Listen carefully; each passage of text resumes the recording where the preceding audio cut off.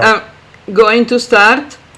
We're reading Bhagavata Purana. This is an abridged translation, which means most of the verses are there,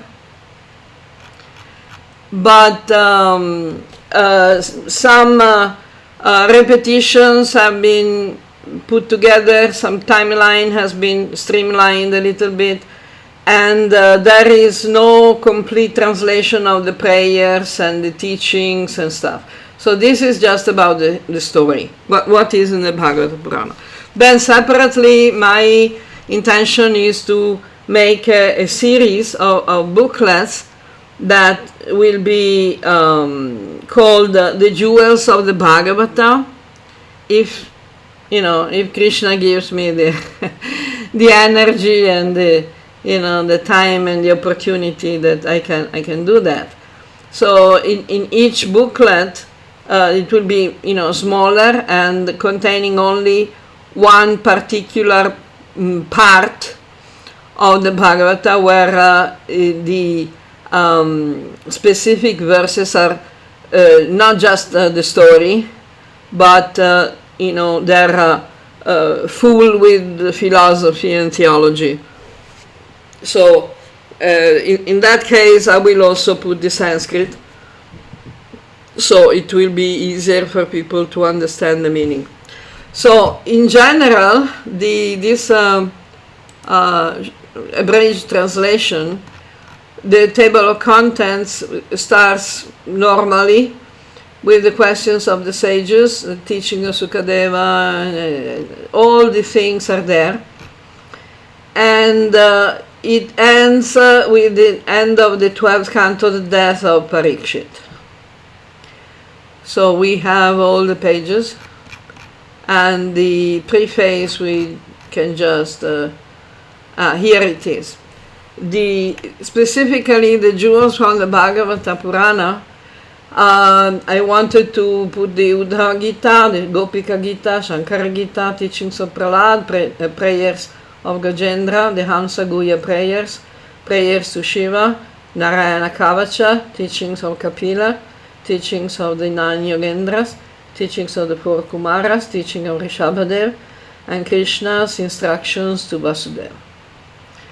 And we could even add the chapters about the gopis and the Rasalila, but I think it's we can start with that. So the questions of the sages. Can you see it? Yes. At any time you can stop me for Sure. any observation, any elaboration. So at the beginning of the Kali Yuga, a number of sages had gathered in the Naimisharanya forest to perform a great religious ceremony. One morning, after completing the 5 sacrifices and the other rituals, Sanaka Rishi, the sage presiding the assembly, offered the seat of honor to the old saint and scholar Suta Goswami, and invited him to give a speech. "Please tell us about God," said the sages, "and his many appearances, including the most recent as Krishna, the son of Devaki and Vasudeva. Explain to us, in a simple way, what is the purpose of the Vedic scriptures and the highest benefit that can be obtained by human beings. In the age of Kali, people live short lives, full of problems and disasters, and there is no time to study all the various sacred texts. Therefore, please summarize for us the essence of the scriptures and tell us about God and the teachings of the great spiritual masters of history."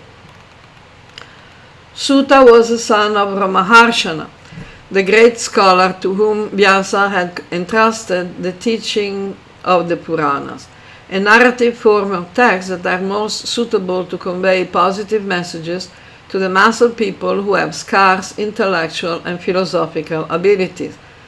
Practically us. Okay. After paying his respects to his guru Sukadeva, to the Supreme Lord who manifests in the form of Nara and Narayana, to Mother Saraswati who blesses the human beings with wisdom, and to Vyas, the author of the Bhagavata, Suta began to speak of the knowledge contained in this extremely valuable work. Okay. So the first teaching here. The most important occupation for a human being, he said, is that which leads him to know and serve God in its various aspects, impersonal, localized, and personal, respectively defined as Brahman, Paramatma, and Bhagavan. Every human being should sincerely engage in his or her professional, social, and family duties with the purpose of pleasing God. In this way, one remains free from karma and becomes gradually purified from all negativity. Since the beginning of creation, the Supreme Lord manifests in various forms to bless the living beings. The first incarnation, called Purusha Avatar or Mahavishnu, generates all the universes and penetrates within each one of them. The avatars of Vishnu are innumerable. For example, there are the 4 Kumaras who, at the beginning of creation, engaged in great austerities. Varaha, the boar avatar who lifted the earth up from the lower region of the universe. Narada Muni, who compiled the teachings of Bhakti. Narayana, who retired to meditate on the Himalaya. Kapila, who revealed the Sankhya philosophy. Dattatreya, who instructed many great personalities about transcendental knowledge. Yagya, the son of Ruchi and Akuti. Rishabha, who demonstrated the way of renunciation. King Prithu, who made the earth prosper. Matsya, the fish avatar who saved Manu from the inundation of the world. Kurma, the tortoise avatar who held the Mandara hill. Dhanvantari, who revealed the science of medicine. Mohini, who mesmerized the Asuras with her female beauty. Nirshinga, who destroyed the Rakshasa Hiranyakashipu. Vamana, the dwarf, who asked Bali as much land as he could cover with 3 steps. Parasuram, who killed the corrupt rulers. Rama, who built a bridge over the ocean and defeated the demonic Ravana. And Rama and Krishna, who alleviated the burden of the world. This Rama is Balaram. During the present age, Buddha and Kalki will appear with the mission of fighting against increasing degradation. All these divine personalities are in fact manifestations of one God only, and remain transcendental, unlike the conditioned souls who take birth in this world under the control of material nature. These topics were elaborated by the writer Avatar Vyasa, who compiled the Vedic scriptures. In turn, Vyasa's son Sukadeva narrated the Srimad Bhagavata Purana to King Parikshit, who had gone to the bank of the Ganges, waiting for his own death. Okay, you know everything until here, right? I think you were already aware of the story. Okay. Yes. So, Sonaka wanted to know in which circumstances and on which inspiration Vyasa had composed the Bhagavata, how the great emperor Parikshit had abandoned the throne while he was still young, and how he had met Sukadeva. Sutta obliged with good grace. After compiling the various divisions of Vedic knowledge in a form suitable to the age that had started, Vyasa had been wondering whether his work was really complete. Suddenly, his guru Narada appeared to answer his doubts. Narada explained to Vyasa that in his writings he had neglected the most important thing, the detailed description of the glories of the Supreme Lord, Bhagavan Vishnu, of his forms and his activities. These transcendental stories have the power to transform the lives of those who hear them, as Narada himself had directly experienced. In his previous lifetime, Narada had been born from a maidservant of humble origins, and as a child he had helped his mother to serve a group of sadhus during a period of various months, covering the rainy season and autumn. Those great sages were pleased with the boy and allowed him to listen to their discourses that were specifically centered on the activities of the various divine manifestations. The company of the devotees had purified the child's consciousness to the point that he had lost all material attachments and he had only wanted to engage in the search for the Lord. So when he left his body, he obtained the blessing of taking a new birth as a direct son of Brahma, the creator. After Narada's visit, Vyasa focused on working on the Bhagavata, and later he transmitted it to his son Sukadeva, another great spiritual personality who had already attained the level of complete liberation from all material attachments. The narration of the Bhagavata begins right after the battle of Kurukshetra, when the few survivors were resting in their tents. The 5 sons of Pandu, Yudhishthira, Bhima, Arjuna, Nakul, and Sahadeva, were camping at the margins of the battlefield together with their family. Drona's son Ashwatthama was determined to avenge his master, the evil Duryodhana, who had been defeated in battle, and in the middle of the night he sneaked into the tent of the 5 sons of Draupadi, the queen of the Pandavas. Then he beheaded them in their sleep. Caught red-handed, Ashwatthama fled but was pursued by Arjuna, and when he realized he had no way to escape, he launched a terrible nuclear weapon called Brahmastra.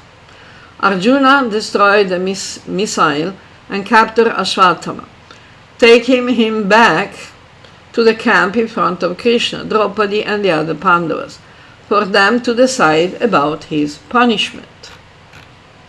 Ashwatthama was stripped of the wealth and dignity he had inherited from his family, and was exiled forever from the kingdom.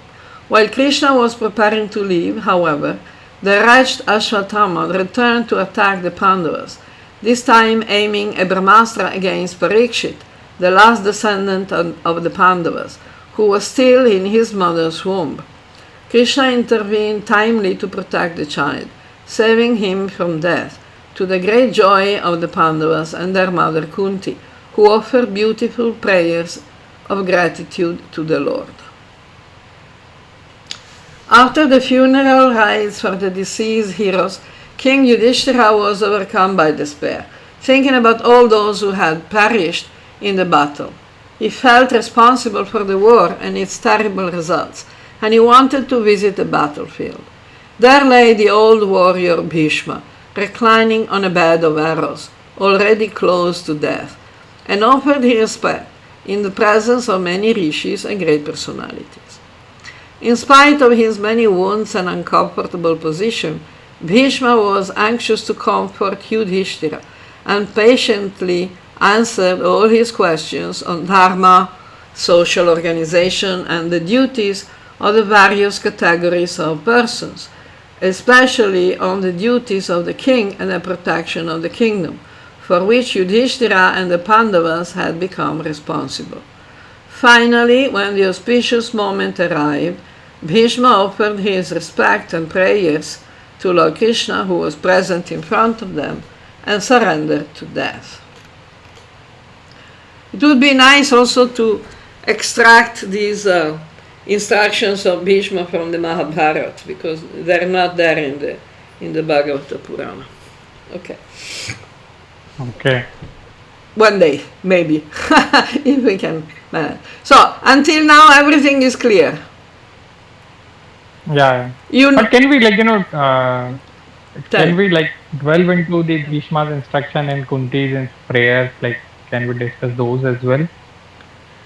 That's exactly the point. If we want to keep in mind the story, it's better we don't get stuck on these passages, because they're very long. I mean, they're very long means they're long in the sense that they take quite a bit of time. But if you want to, we can do that. I think because the story-wise, again, most of it. So you know the story already. Yeah. Okay, then in that case, I need to find the text, because obviously I don't have it in my, in my brain, in a how to say, reliable manner, complete manner. So I can prepare it so that Okay. I can directly